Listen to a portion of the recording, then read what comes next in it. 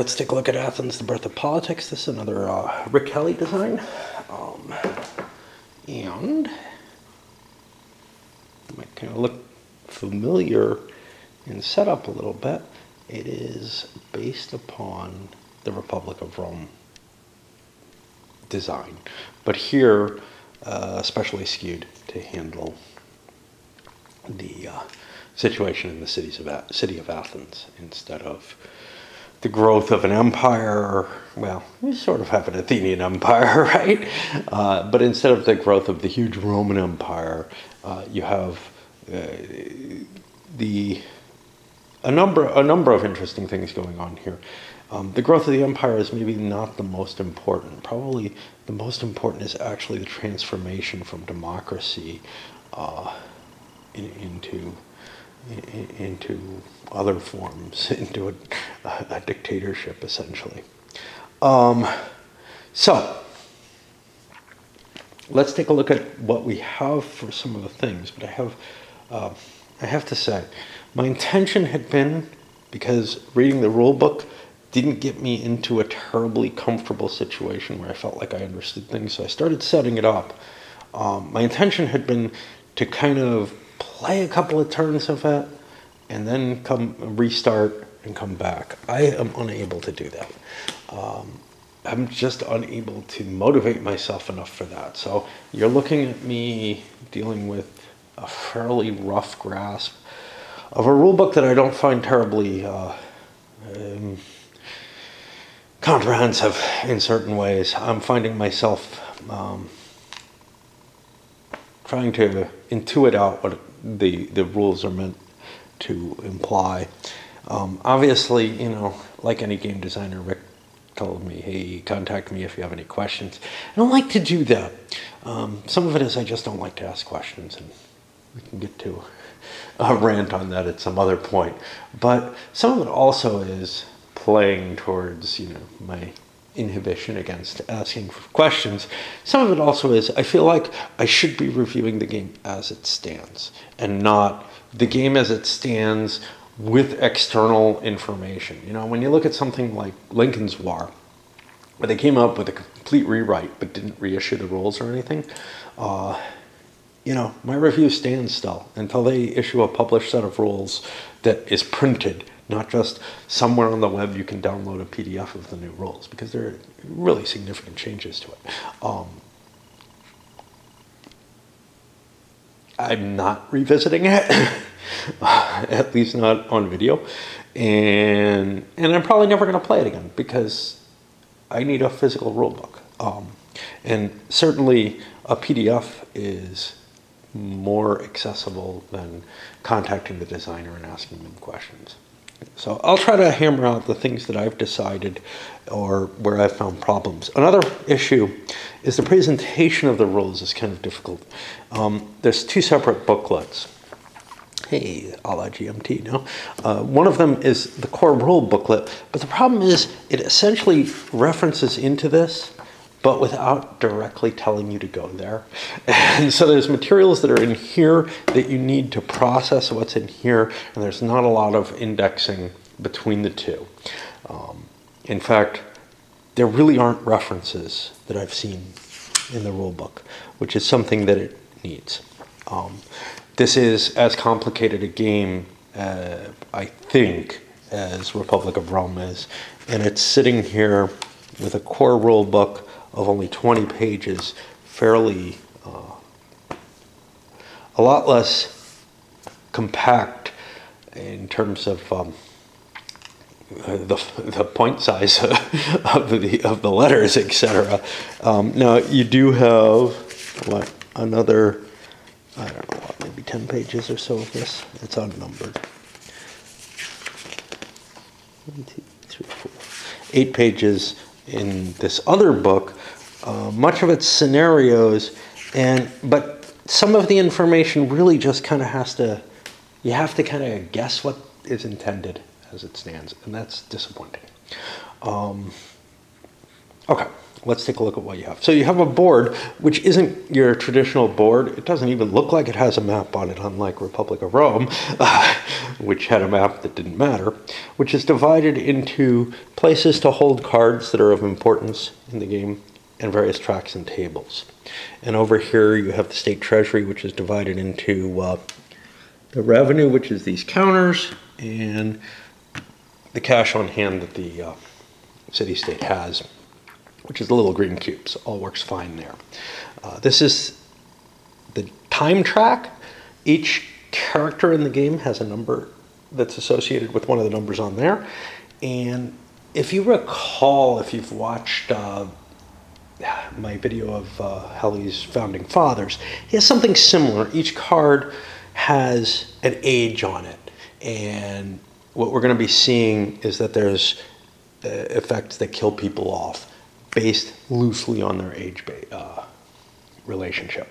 What I saw in Founding Fathers was sometimes people didn't die very quickly from that. So I'm a little worried that we're gonna, given the scope of time covered in this game, that maybe we're not gonna see enough deaths if it's a similar system. But we'll see.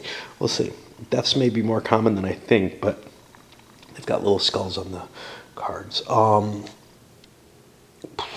What else do we have? So here we've got little player tracks, and this I find problematic.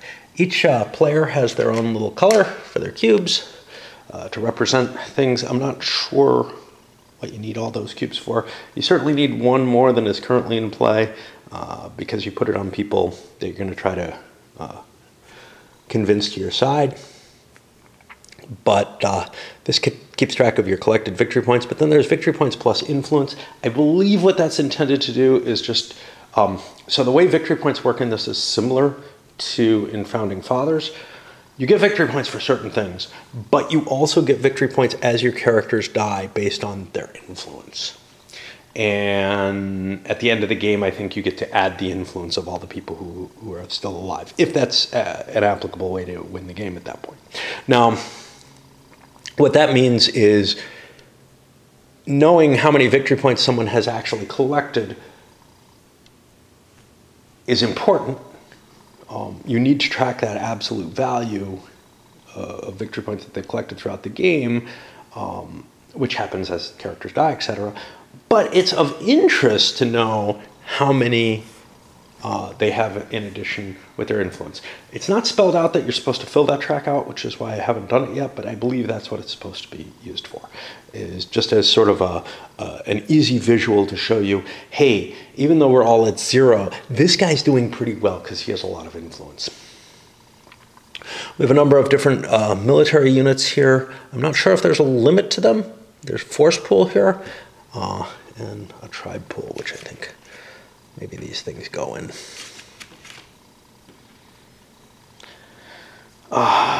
We have different cards in this game. Unlike Republic of Rome, this doesn't use a single deck of cards. This is split into 2 decks. A deck called the People deck, which isn't just people. It broadly covers the statesmen, who are not to be differentiated from families or anything like that. They're just all individuals. And these people cards, which include intrigues, laws, stuff like that, that you're going to be able to utilize. That's kind of nice because one of the problems with Republic of Rome was by intermingling the 2 decks, you made Rome's life harder, or by having a single deck, you made Rome's life harder with the more cards you withdrew from the people deck. Now, the one thing you might see is that time passes at a different rate, but that was going to perhaps happen anyway. And you'll see why.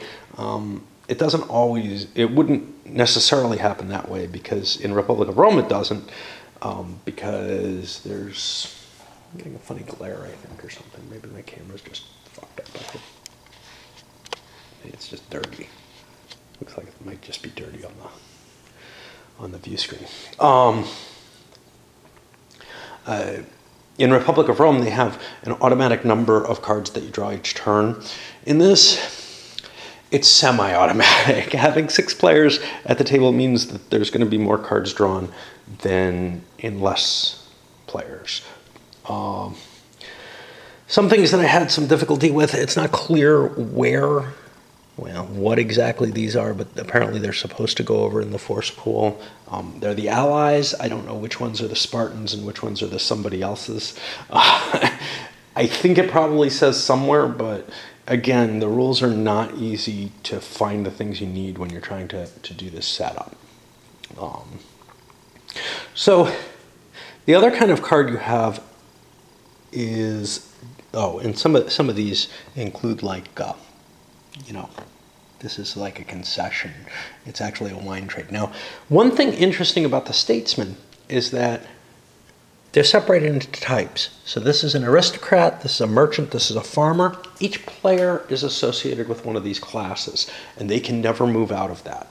And their only characters that they can ever have are ones of their appropriate class, which means there's not quite as much room for wheeling and dealing in terms of like, well, we could all use this. So this is, you know, of value to anybody. It's not, you know, cards can only be used maybe by 1 or 2 people at the table in a lot of cases, which means their value decreases, even though they might be good cards, like a good statesman. You could just sit on them or discard them or something. Discards can be pillaged, however, so that's not necessarily a terribly safe thing. Let's keep going, at least with sort of the broad overview type thing. What do we have with these characters? We have 4 pieces of information on them. Military, that's going to be how good they are at commanding the forces in the field. Oratory, that is how many votes they have. Influence, I'm not entirely sure what influence does for you other than giving you victory points. I think in the equivalent in Founding Fathers was the popularity. There's not really an equivalent in Republic of Rome, or Republic of Carthage for that matter. Maybe I'm mistaken there, but it was very closely aligned with the Republic of Rome. I don't know that this has much more effect. It may have some effect, you know, if there's a trial or something like that. And then loyalty is this, the higher that is, the harder it's going to be to sway somebody from the particular faction they're in. However, again, even in 6 players, there's only 1 other player you can take statesmen from. And if you're playing in less than 6, at least 1 player has a monopoly on all the statesmen of his class. Okay, this little marker is to indicate your faction leader. Familiar, perhaps, from Republic of Rome. And then we got monies, I guess. Various different cubes to indicate different things. These are for popularity or influence. Influence, I think it's just called in this. Oh boy, we got all kind of different colors, and they don't have words on them. So gold is the aristocratic followers. Clear is non-aristocratic followers. Black is negative popularity. Now, I think that is actually negative influence. I think popularity got replaced by influence, and it just hasn't been caught in all the places in the game. Green is used for influence.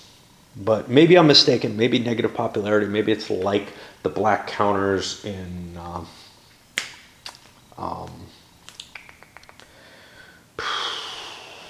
Founding Fathers, where they're kind of like, well, you can't win if you have one of these, or they're a penalty to your victory. We also have these chits here, which are popularity chits. Negative popularity just takes from your victory points. Yeah, popularity chits. Yeah, popularity goes into your victory points. That's what's up. I'm not sure what the influence is for. I think maybe that counts in victory points as well. But popularity goes to your victory points, and the interesting thing about that is as you do good things, so for example, this guy has an office. He is the leading statesman. That was just, it's not random. Whoever has the highest value of influence and oratory combined gets that at the beginning of this scenario. There are several scenarios to the game. And there are 2 types, purple, Wow, I really can't see anything on my camera. I hope that this is like not the actual camera. Anyway, there's purple and blue. The blues are lower valued than the purples. The purples are sort of double popularities. And you'll draw one or the other in order to obtain things. Then you have some mnemonic devices like this. Spartan and other allies, 20 fleets, 30 armies, Spartan leader for Persian War. Agavine hoplites. This is things for the Spartan Wars. I think these are allies that you can pull in. That may be what should be in here instead of these. I think that's actually the case. I'm not sure where the Thetes and medics come from. I think this is what I should have, and I should balance it like this so it can be used either way. Okay, there are other offices. Strategos is the only one that's available early in the game, but there's a bunch of cards that are available later in the game. So first of all, there's 2 more eras, just like in Republic of Rome, and there's a possibility for 2 more eras as expansions if, you know, the game does well enough. Okay. Included in the people deck at the beginning of this scenario, which is the beta scenario, the alpha scenario doesn't exist yet. It's the pre-Persian War era.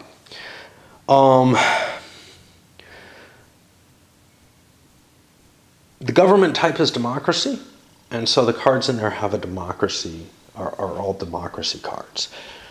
Later on, the government type becomes oligarchy, and all of these go in instead. And a lot of things change in the game at that point.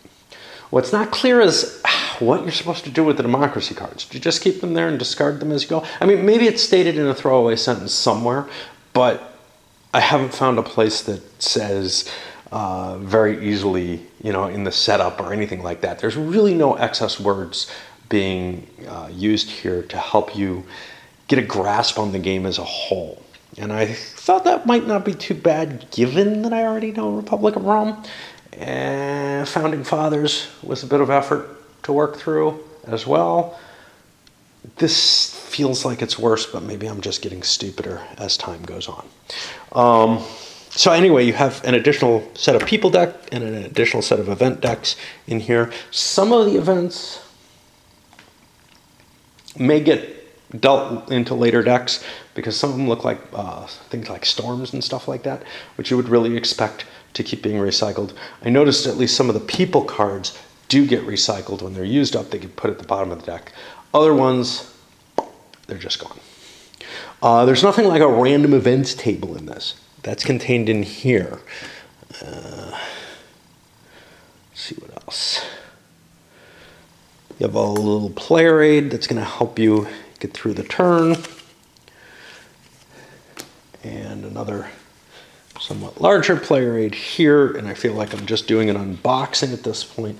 I really am, because my understanding of the rules is too low. I will work through the rules with you in this video a little later on. It's just, I want to give you at least some feel for what's lying around. This card that has no explanation for it, I'm going to use it to mark the current government type, and I'll just position it so that it's visible.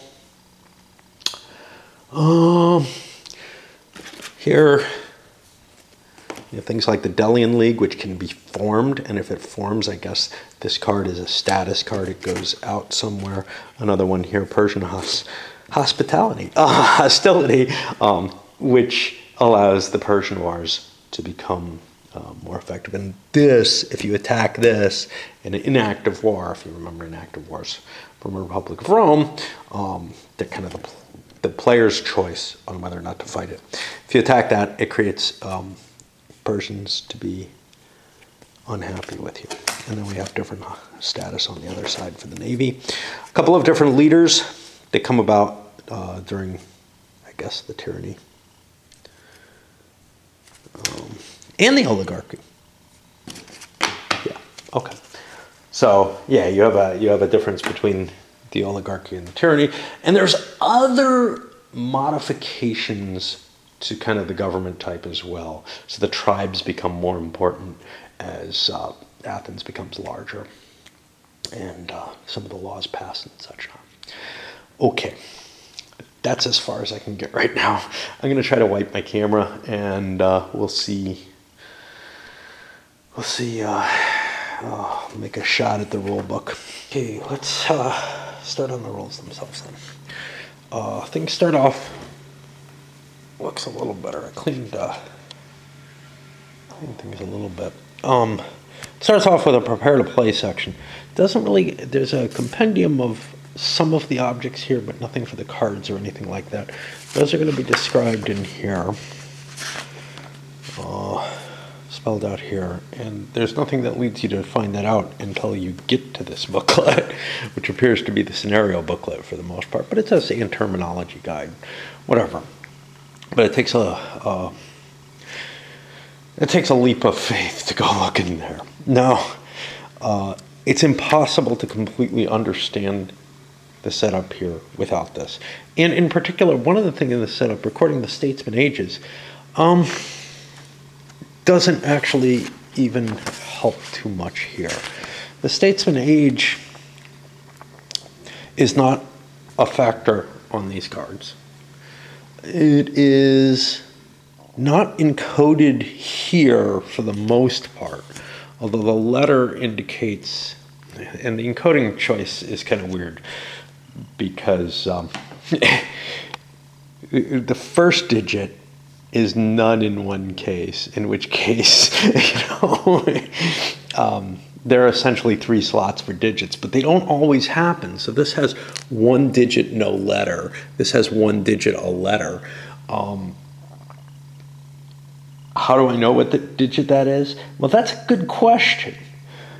The fact that it's an aristocrat means that there's not going to be nothing, or that there's going to be nothing there for the second digit. I wish they had encoded it with 3 digits no matter what, like 001 or something like that. That would help me cope with this description at least. And there's not an easy way to explain it otherwise. It could, so like it's class 0 or no number. Well, let's see if there's an aristocrat. I'm trying to think. I don't know if I would see one in this period. No, I wouldn't, because this period is 0, but let's take a look at people from another period. Okay, so the aristocrat has a 0 on there instead of no number. I was really worried that it would be like 2 digits. You have to kind of intuit that. And that's kind of unimportant because the aristocrat is already encoded on there. But what we're worried about is the age, which is vital for setup. And the only place age is actually referred to is here, where they say, parentheses, dates when he lived. Okay, that should work, right? So we look at something. That's not a good choice. 550 to 489. That looks like what we're looking for, right? We know when he was born. We know how old he is. This one, no parenthesized dates, just 484 to 483 when he was Archon. No other information. So far, I've been able to guess who is the oldest. I might be wrong, but based on like he's an Archon in those years, he's an Archon a little earlier. So he should actually swap with 12. Right? He's the older one, so yeah, let's swap him with 12. But I may have made that mistake in other places where it's very easy, because these are BC dates, to not, immediately realize, yeah, the higher number is the older person. But either one might be the case. These dates are close enough together that an older person could have a person could have become Archon at an older age, and he could be an older person even though he is a more recent date. Does it matter much? Probably not. This is simply a way to establish who's the oldest and who's the youngest of all the characters. And you got to be careful. We don't go up above 20 something. So these are 09 and 06. They cannot be 60 or 90, so you don't have to worry about it reversing. Okay. Anyway, that was one of the hurdles. And these things kind of, you know, made me walk away for a while, sometimes days, from coping with this. You also take a figure in 5 cubes, but then it only describes how to use 4 of the cubes, correct? I think so. Not entirely sure of that. Got 3, yeah, 4 cubes are described. The 5th cube, I think, is meant for another action elsewhere, but it doesn't tell you to reserve that other cube. And given that you'd want 3 more cubes for this, that's of some value. I don't know. I think it's giving you extra cubes in general. I don't know, but I probably find some use for them in terms of representing some information that I use for diplomacy. So it's cool that I have extra ones. Your votes are going to be the sum of your oratory, and it just gives you sort of a recipe of what you have to set up where. However, it's not very good at this. Army and fleet counters of active forces in the force pool areas indicated by the scenario. All army units in the force pool are in the recruit. Now, over here, I have to cut to get to the scenario rules for the specific scenario that I chose, which is, I'm starting with the Persian Wars. Now I'm going to go as far as I can rather than play each scenario. I'm going to do the same as I do with the other games of this ilk. But here it tells you, well, and you kind of have to work your way through this, but force pool all hoplites and all fleets, available allies, Spartans and Argivian, which appears to be this piece. I do not know what's up with the Thetes and Metics yet. I know I've passed through the rule on them, and I'm hoping that this next time it'll stick, or at least I'll remember where to find it.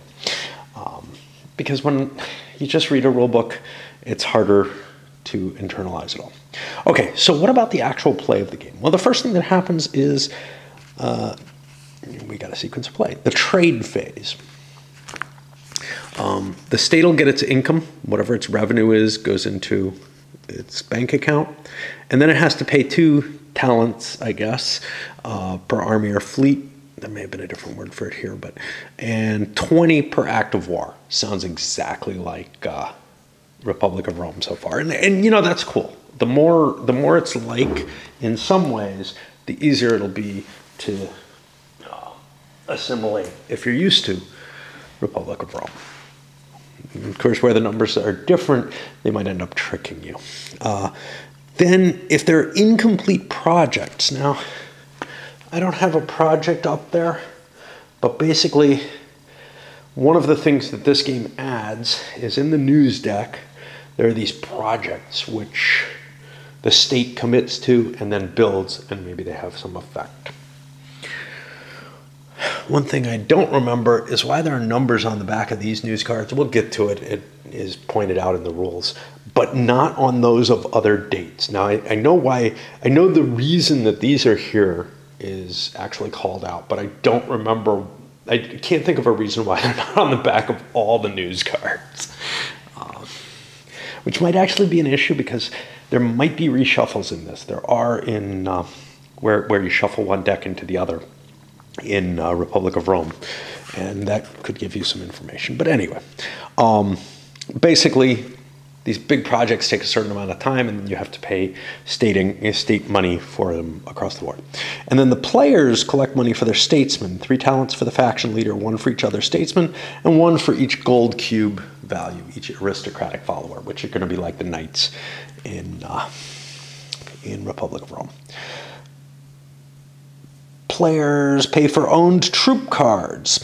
Each troop card that they have in play will have to cost them some money. And if they can't pay it, they discard it. If they discard it, they also take a black cube. not meeting their obligations.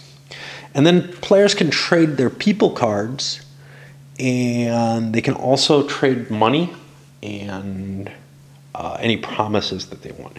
Now, you have to be in Athens in order to do any of this trading stuff, but that's okay.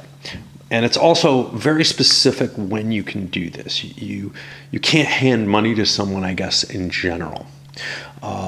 Statesmen can contribute talents to the state treasury, removing them from their cards and adding them to the corresponding amount to the reserves. If you do this, you get influence from the contributions table. And this, again, these tables were on the board in Republic of Rome. Some of them here are in the play aid, so you can gain some specific influence. If the state treasury is unable to make all of its payments at this point after the contributions, the game will end. And there's an interesting thing about this game. In Republic of Rome, the game ends and everyone loses. In this, there's a victor. And you might say, that's a little weird. And that was my first reaction. Was I really loved the concept of, you know what, keeping Rome alive is vitally important. But when you start to consider, what's his name? Not Pericles. Alcibiades. His role in Athens, you begin to wonder, maybe some of the players would be just peachy with the idea of Athens collapsing. I'm not sure I like that dynamic, but I know some people who hate the sort of semi-co-op feel that Republic of Rome gives. The reason I like it is I like the idea that there is a status that is worse for everyone than coming in maybe last, And, I view kind of winners and losers based on various ideas, and I don't view that the people who didn't win a game of Republic of Rome are in as bad a shape as the people, as a group who saw Rome fall. Now, the one exception to that is maybe if you're in the bottom, in a 6-player game, maybe number 5 or 6 player, maybe you no longer care whether, Rome falling may not make that big a difference to you. But it's always been something that I kind of liked the distinction, and here that distinction's been taken away. And then if there are any imminent wars, you take the lowest numbered Persian war plus any non-Persian wars in the imminent box to the active box. Now, this is not a Persian war, is it? No. Okay. I hope. Okay. Then you hit the Agora phase, where 6 news cards will be placed face down up here on the board. And if the deck's empty, you shuffle together any discards and place them into the new deck. So any cards from the news deck that go into the discard pile will actually get reshuffled in. That's cool. I wasn't sure that was the case, because there are storms and stuff in the alpha deck or in the beta deck that you kind of think should apply each time, and they do. If it's the last deck, you shuffle the discards and fill out the board as much as possible, and this will be the end of the game. Beginning with the leader, each player takes a turn by doing the following. First, they reveal one of the news cards. The first 3 players draw and reveal one. The next 3 have to roll a die to see if they get a news event. It's news event, not people event. If a roll does not trigger a card, you slide the card up to the earliest vacant news card position. Okay. If the current game state does not fulfill a card's requirements, it goes on the discard pile and you draw a replacement. And you continue this way until you can apply one of the cards. If you need a replacement but the deck is empty, reform the deck as explained above. If there are still out of cards to draw, But there's a card in an upcoming box. Draw the first one of these. Hand of Time. So some of the cards are going to have a skull on them. And if that shows up and the card meets all stated requirements, you roll a die on the Hand of Time table. And I haven't looked at this, but yeah, it's going to grab one of the first 3 oldest characters and kill them off. What this means is that the oldest guy is likely to die eventually, but there's no guarantee. Well, first of all, he may live forever, but the odds of that are almost, are very low. But it also means that the oldest person is the most likely to die. It's a simplistic mechanism, but it works well enough. We'll see. This is the design that's used in Founding Fathers. We'll see how well it works here. There have to be more Hand of Time events in this, I think, given the amount of time that the game takes. Well, I don't know. We'll see. The amount of time that it represents. Some wars have an inactive effects. This one does not. Okay. Now the values here are what it's going to take to deal with that war. So we'll deal with that when we get to it and break it down as needed. Then the player gets a choice to put a persuasion marker, which is one of your player cubes, the hidden 5th cube, I guess. And you put it on some other statesman outside your faction. Why are you doing this? This is a good question. I think it's just stating ahead of time which person you're going to persuade. Now, to actually persuade him, he has to be in Athens and not a faction leader, and he has to have your persuasion marker. Maybe there was some kind of timing problem in Republic of Rome that I'm not aware of. I never remember there being an issue there. You indicate the statesman who will attempt the persuasion.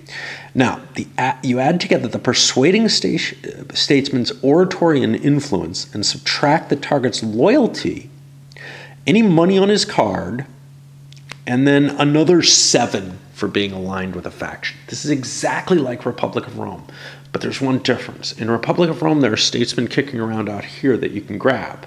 There aren't in this. They're only in players' hands, so they all have that 7-point faction bonus.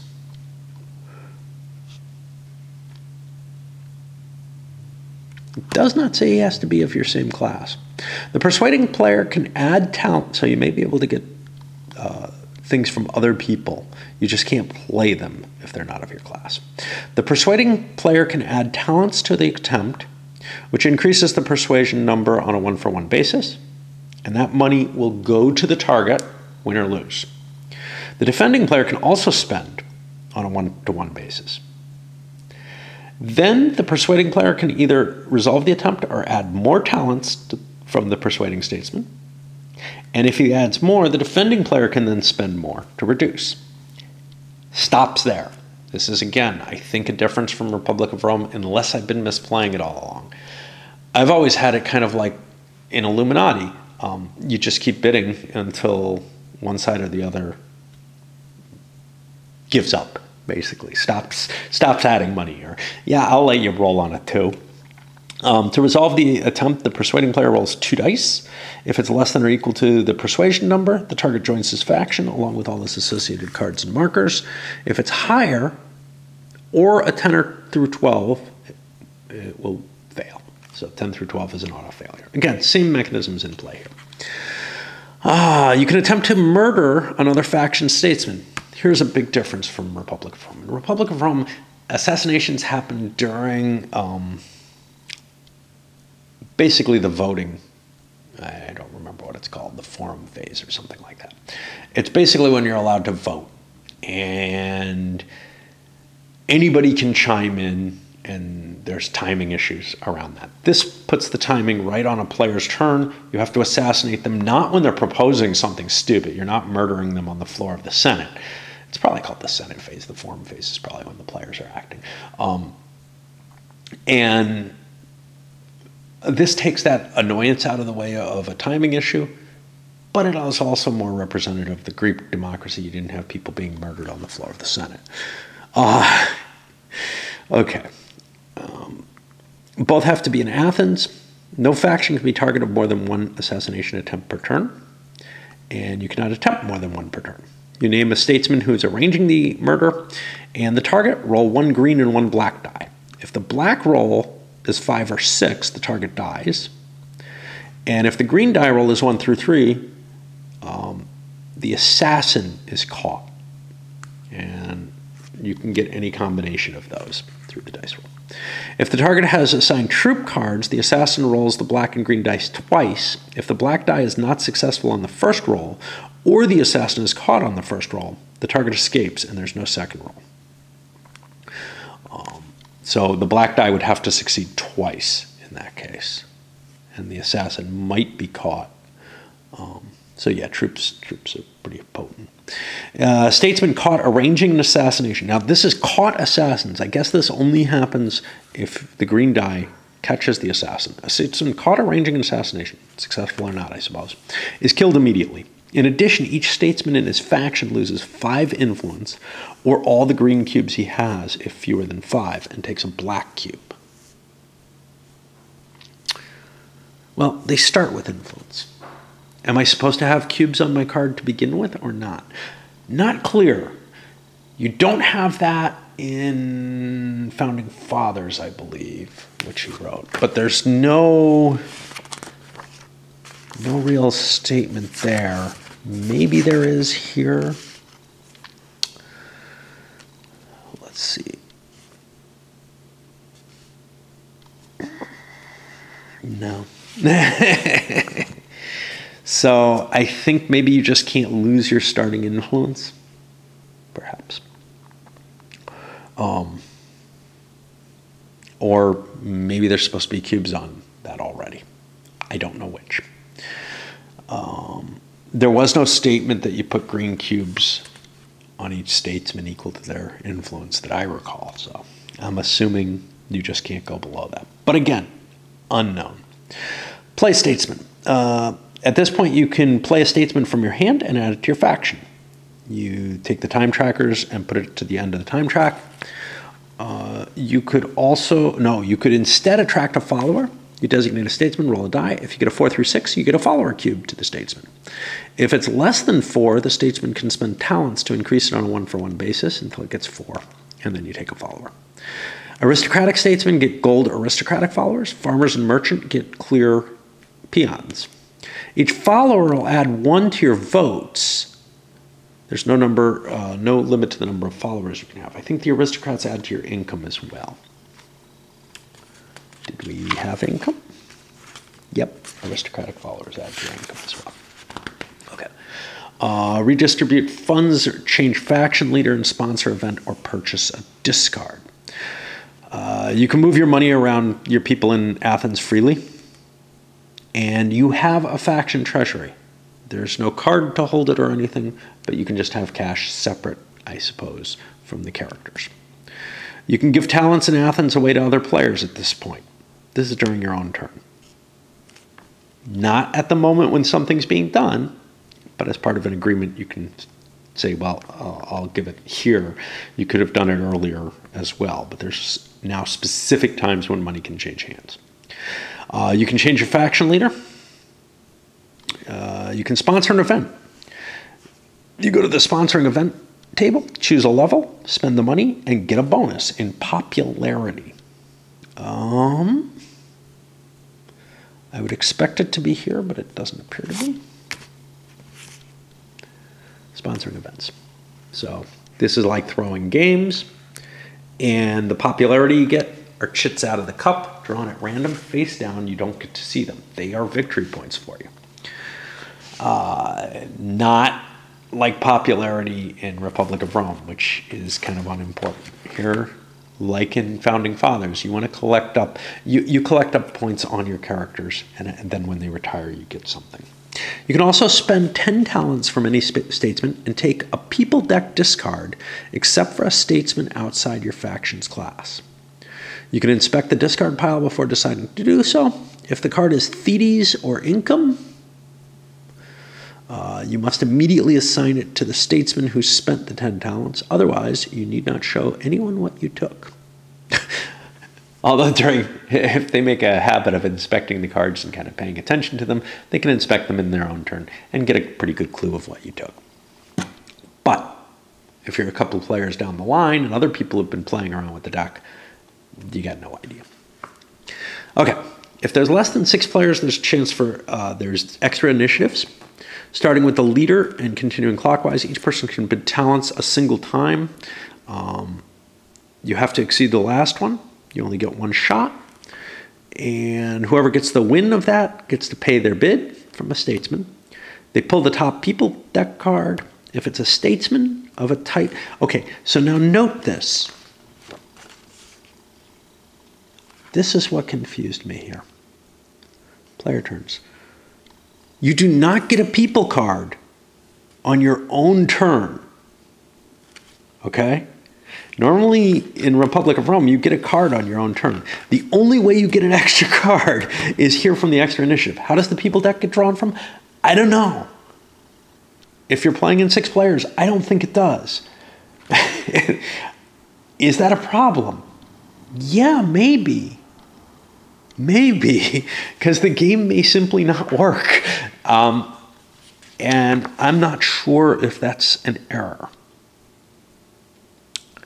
This had actually stuck in my craw a little bit when I was reading them and saying, wait, is that true? Yeah, that's what it appears to be. Okay, so you take the top people card. If it's not the right type, you keep drawing until you get another one. One that card that you can use. But the only thing that you're disallowed from is statesman of the wrong type. If the deck is out of, and the other ones then get stacked back on top of the deck, not put in the discard. If the deck is out of usable cards, you replenish it. As in the new development, it gets shuffled in with the other cards. We haven't gotten that with the news deck. And then you get a normal player turn.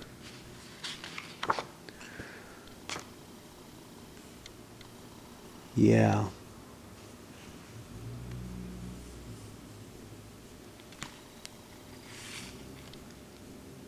I see nothing. The normal player turn is included within that. This seems to be the only way that you get cards out of the people deck. That's weird. I don't know if we're going to see that people deck get drawn from it at all. Yeah, I got to think about that. I definitely have to think about that. But that's what seems to be the case there. Okay, I'm going to need to swap batteries, and my batteries aren't charged yet there, but they should be better than this one. Next thing we come to is an assembly phase, and this is where leaders are chosen and you make policy decisions. The presiding magistrate, who may change, the office changes during the game, leads the assembly in activities. In particular, he makes proposals. When a vote's required, the PM calls by pointing 1 to 1, order they like, and saying yes, no, or abstain. And unless cards state otherwise, they have to play their entire faction. There are some cards which, here's some theses, which require. So this, for example, gives you votes in favor of all projects and naval wars. Now, theses, interestingly enough, is the same as this, which I'm assuming there's some relationship between them. But so far, that hasn't been established. We'll see. You may get this counter and be able to play it during wars. Something sounds familiar about that. Okay. Each player, and I got to tell you, I mean, the Republic of Rome rule book is no walk in the park either. Crap, there goes my battery. Not charging. We read like that. Now, again, I've got my festivities up. Found some in the pavilion behind my house. But somehow it's not sitting right and the power's not going through. It used to be much better, but I think it was very cheap, like $5 for the charger. But this camera may be dying, and that charger only works on this camera. I'd have to get another a different modifier. I don't know what the fuck the term is. Something that holds the battery in place for it. Okay. The votes you have is going to be equal to the combined oratory plus 1 vote per follower plus any votes indicated on any assigned cards. You can buy additional votes by spending talents from the statesman or the faction treasury, and they'll be 1 point each, but that money's just gone if you do that. When there are more yes than no and abstain votes, the proposal passes. Now, obviously, the person who is the PM can call on themselves early and thus lay the blame for something on whoever votes late, or they can withhold their own vote until last so that they can swing it in the direction they wish. Those kind of tactics both work in this style of game. Okay, if there's more yes than no and abstain votes, are abstains no? I don't know. It sounds like it the way this is worded. That's not really an abstention. Abstentions just shouldn't count, and that is how I want to play them. If you're allowing abstentions, they shouldn't count as no's. A proposal passes and its specifications are made real. Should the PM's first proposal fail, he makes further proposals until one succeeds. No one can repeat a rejected proposal in the same term. When there's a proposal that cannot be allowed to fail, you don't even vote on it. And this is, Republic of Rome has this. If there's an office that has to be assigned and you've gone through everybody but one candidate, that one candidate wins. Should every player vote no to a PM proposal and it fails, the PM can step down and the next highest available officer becomes the PM. I think that should be every other player. However, I'm not certain. It is possible that the PM wants to fail his own proposal, but that would be in alignment with other games, well, with the Republic of Rome in particular. If he does not step down, he loses 1 influence down to a minimum of the printed value. Okay, so there we have that specified. Under democracy, the next office holders are the holders of the strategos office in order of the most to least oratory plus influence, followed by all statesmen in order of the most to least oratory plus influence. There is no tiebreaker, however, which is kind of interesting because we almost ended up with someone with a tie for who would be the leading statesman. Under the oligarchy, the next offices are the basileus and then the polemarch, followed by the officers as in democracy. Only faction members in Athens are eligible to hold office. By faction members, I think they mean characters assigned to a faction. I don't think there's any way characters cannot be assigned to a faction. There are these ecclesia cards. Look like this. And they may be worded a little differently in the rules from here, but if you have a statesman in Athens and an ecclesia card, you can, when it's your turn to vote, play it and cancel the current proposal and reserve the floor to make the next proposal. Canceling a proposal means no one can make it again on the current turn. You cannot use an ecclesia against assassination, public reactions, or to prevent the last eligible candidate from taking an office. But you can do it on the next to last so that your really lousy choice will get it. Okay.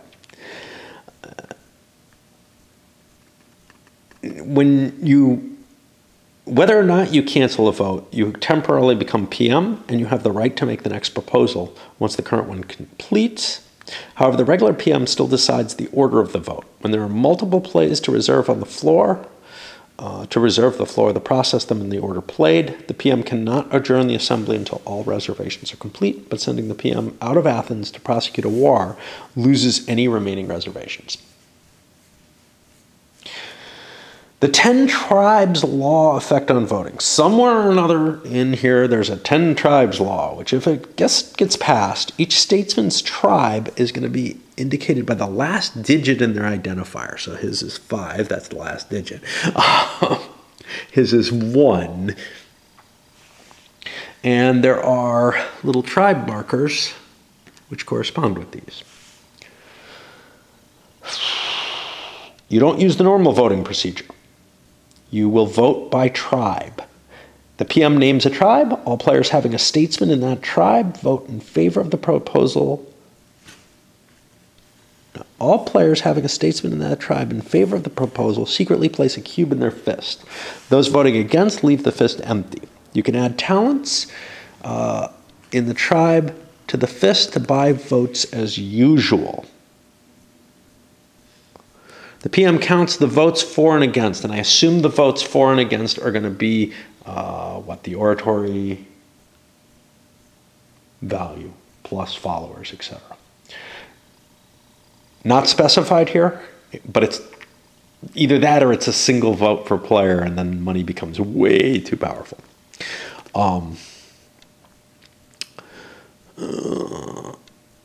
Okay, so they count the votes for and against and determine the tribal vote, whether in favor, against, or in the case of a tie, it's an abstention.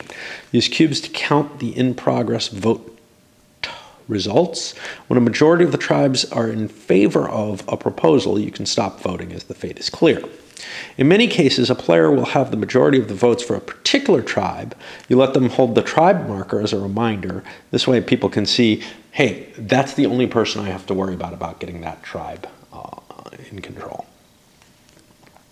The Council of 500 law, a different law, rotation voting. This law can only come into effect after tribal voting has. Changing voting is following.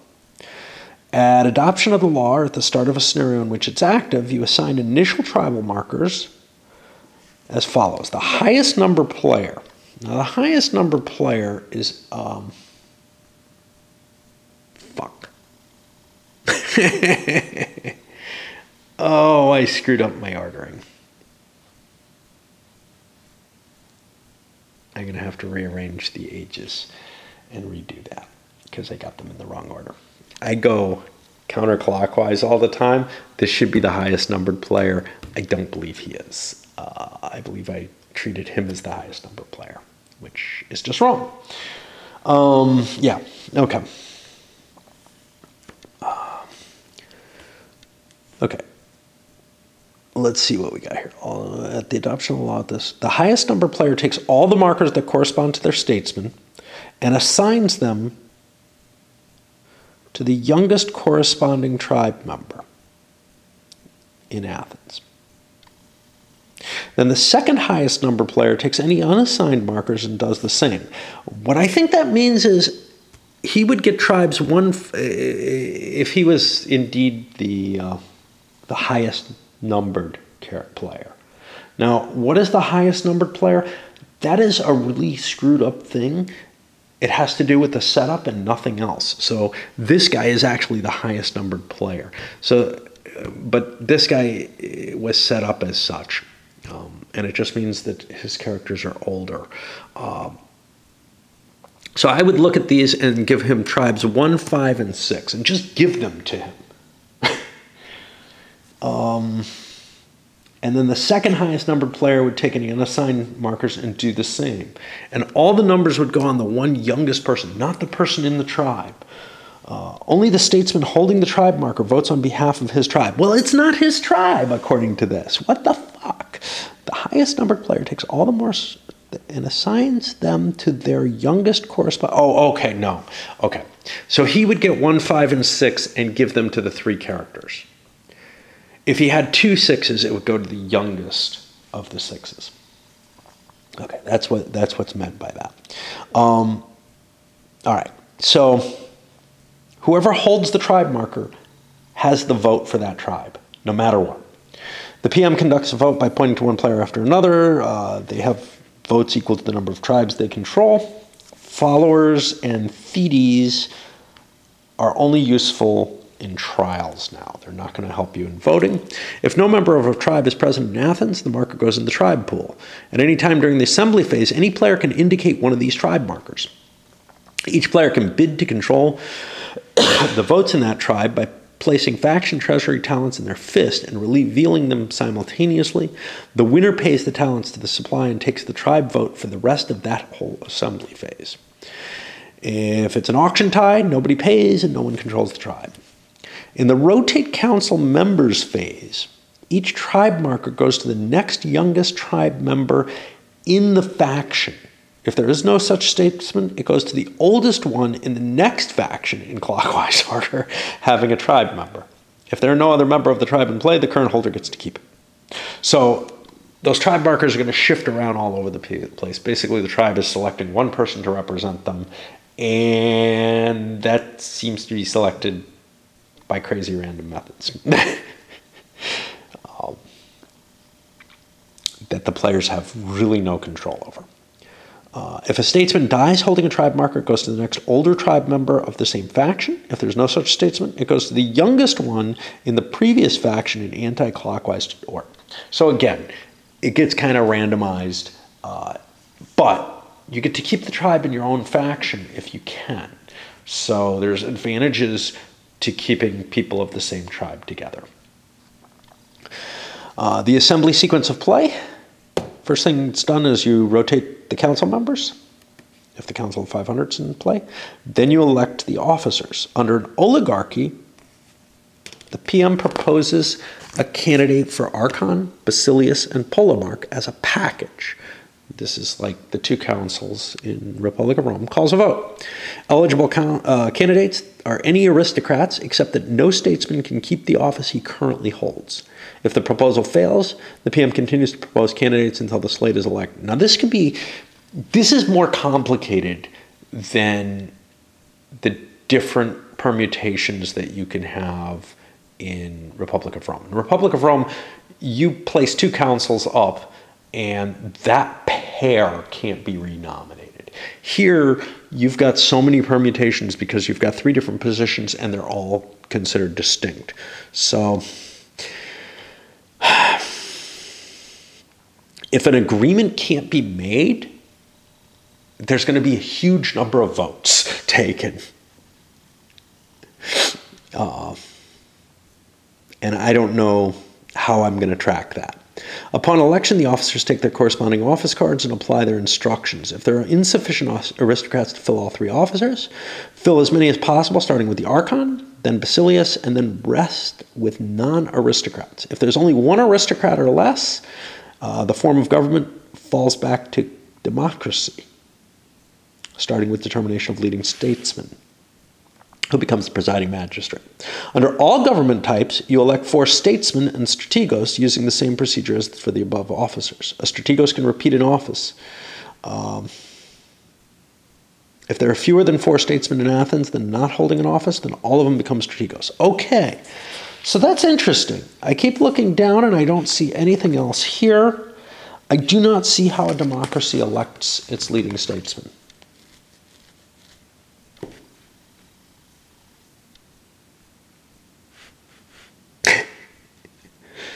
I don't know that it does elect. It may simply be the oratory plus influence that determined at the start of the game, not specified. Unless I haven't seen it yet. Okay. So the 4 strategos can repeat an office. If there's fewer than 4 statesmen in Athens not holding an office, all of them become strategos automatically. There's no proposal or vote. Under oligarchy, only the polemarch and strategos prosecute wars. Under democracy, only the leading statesman and strategos prosecute wars. The leading statesman is only available for perilous wars, or if Athens is prosecuting 4 or more wars in the same turn. And when the 10 tribes law is in effect, each strategos for a given turn must belong to a different tribe. That may or may not include the Council of 500 as part of the 10 tribes law. Okay. Conduct other business. The PM can make other proposals, but should the PM leave Athens, i.e. if he's dispatched for a war, then the assembly phase ends automatically. You can recruit or disband forces, prosecute a war, initiate a project, halt an act of war, recall a statesman from exile, or adjourn the assembly. Recruit or disband forces. You transfer armies or fleets from the force pool to the active forces area. I think this is the active forces area. I don't know if that's limited to that size. Why would the force pool be so small? That may be for 4 different wars, the way it's divided up. Each unit in Athens transfers costs the reserves 10 talents. Athens disbands forces by moving them back in the force pool, which has no effect on the reserves, but they won't have to pay maintenance on them in the future. Prosecute a war, elements of the proposal. You must name the commanders, the exact forces to send, and the war to attack. Now this is interesting because you can change, this is like Republic of Rome, you can change these proposals slightly. Change the commander, send one less hoplite unit or whatever. Which means that if there's a desire for a war to happen, you're not going to be able to veto it with the Ecclesiastes cards or whatever. Multiple wars of a type. When multiple wars of the same type, opponent, are active, you add together the strengths of these wars. We're not sure what that means. We're going to see that in prosecution of the war during the combat phase. But in Republic of Rome, you don't just add them together. You only add them together for the result, for the strength that you have to overcome. That other war is still there. You can only beat one war at a time. Here it sounds almost like you're fighting both wars together at the same time, so you could win both of them at the same time. Some wars, for example, the Persian wars, have a naval war component. I believe this does. Fighting this type of war, unless it is optional, Athens must first defeat the naval component alone, using only fleets and commanders. Now, I don't know what they mean by unless it's optional. Maybe it says optional on the naval side of things, or maybe it says the Navy is optional. But if the war is optional, like this kind of is, you still have to fight the Navy. But you resolve this portion as its own war, including its 3-die roll. But if Athens sends armies along with the fleets, it can pursue the land portion of the war immediately following the naval battle.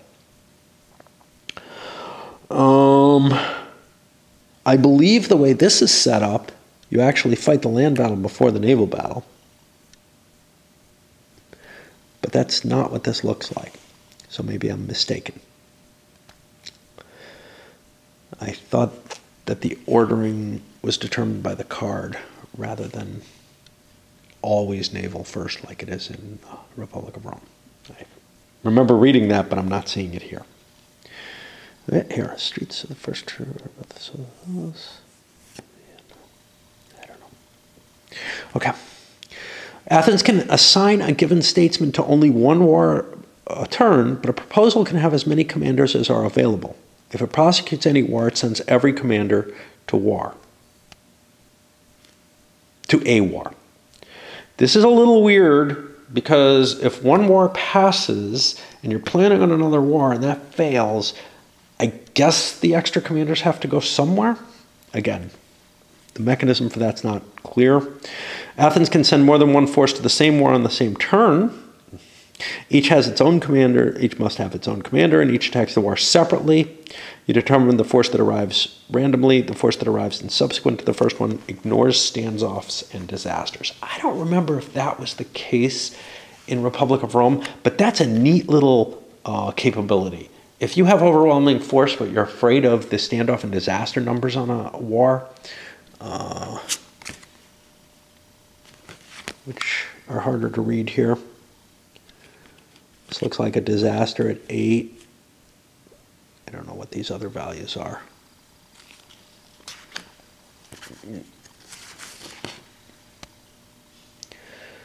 Explanation of the war.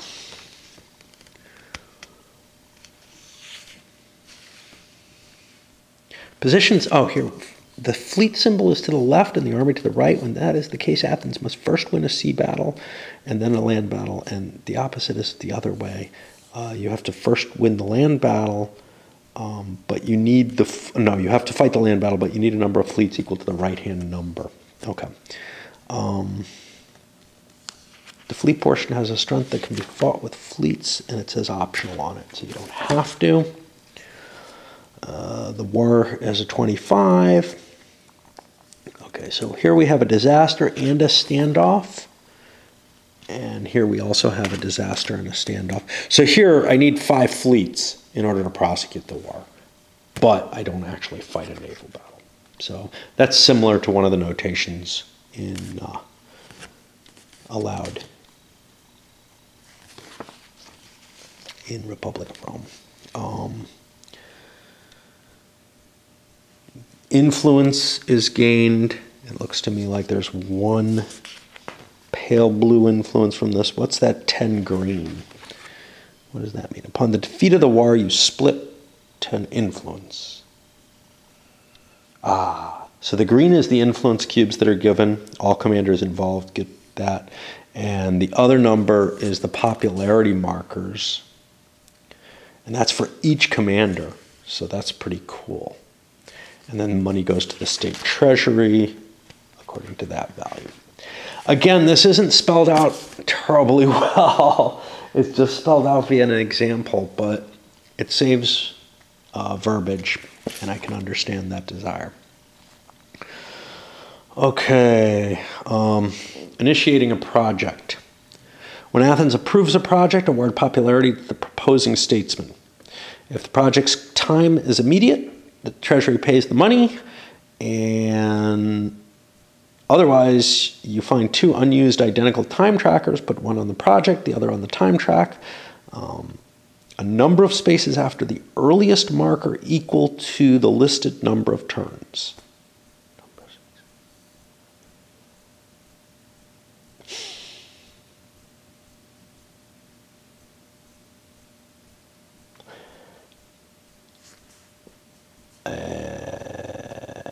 I don't know what that means because there's markers here on the time track. So it goes like, does it go on top of one or does it squeeze them? I don't know what the hell is going on there. I think it just goes on top.